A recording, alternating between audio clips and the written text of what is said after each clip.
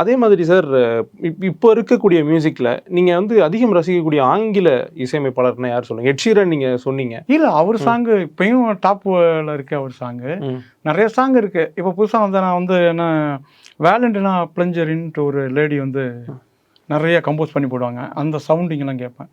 ஆப்பிளில் எப்படி வந்து ஃபைனல் மிக்ஸ் பண்ணலாம், இதுக்குள்ளே நிறைய சாஃப்ட்வேர் இருக்குது அப்படின்னு பண்ணுவாங்க. அதெல்லாம் பார்ப்பேன்.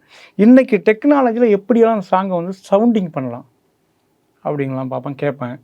நிறைய பேர் பெஸ்ட்டு கம்போசிங் அதான் சொல்கிறேன். போனியம் பண்ணது இன்ன வரைக்கும் இப்போ ராஜா சார் பண்ணார் அந்த song, darling darling darling I love you love you love. அது வேறு மாதிரி இருக்கும். அவங்க போனியம் கம்போஸ் பண்ணது. ராஜா சார் அதை இன்ஸ்பயர் ஆகிறதுக்கு இவர் பண்ணியிருக்காரு. அதனால் வந்து மியூசிக்குங்கிறது ஒரு இன்ஸ்பயர் வரலாம் சார், காப்பி ஆகக்கூடாது. எக்ஸாக்டாக அதுவே அப்படியே வந்துடக்கூடாது. அதுதான் சொல்கிறேன். அதுவே இருக்கே.